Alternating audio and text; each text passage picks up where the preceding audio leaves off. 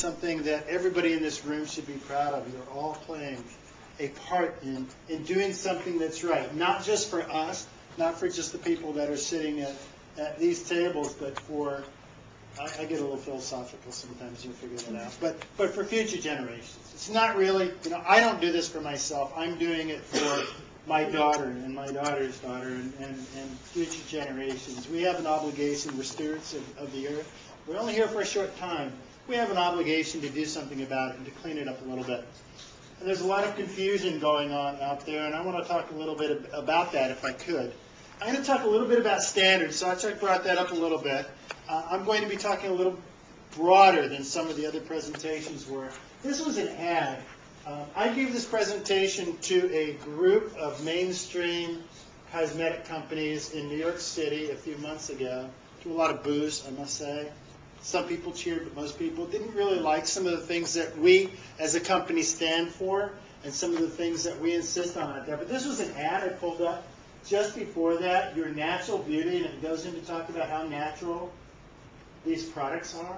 And if you really go and look at the ingredients that are in these, they're absolute rubbish. I mean, there is nothing in these with the exception of about 2 or 3% of greenwashing of natural fairy dust in these products to make them natural. I showed this there, and gosh, I had 4 or 5 people point a finger at me, but I'm pretty tough.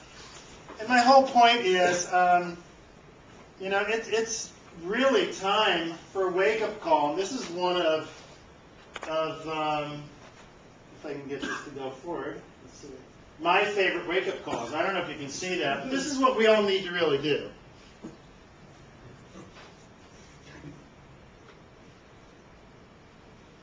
Can you see that?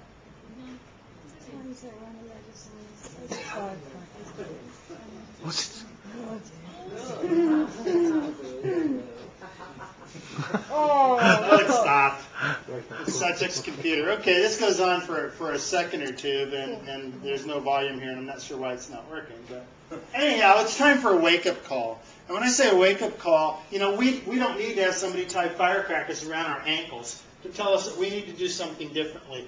We know we have to do it. We know we have to do the right thing. This is something we battle with every single day, and that is misinformation on the internet.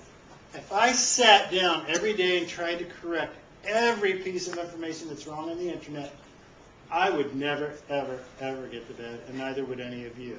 My whole point is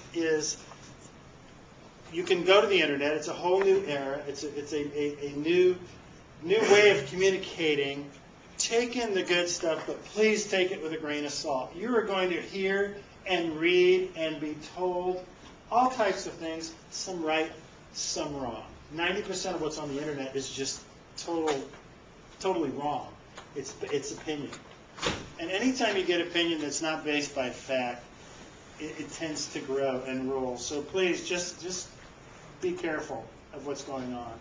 Industry-wise, this is an analogy in the U.S. and in North America, but it's very true. It's the same thing that's going on here. Some of you may have seen some of this before.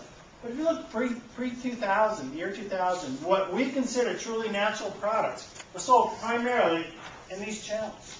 Your mom and pop stores, a couple large chains here and there, some co-ops. Very much the same thing here in the UK, and you probably notice the trend is pretty much the same as in America. Is that you're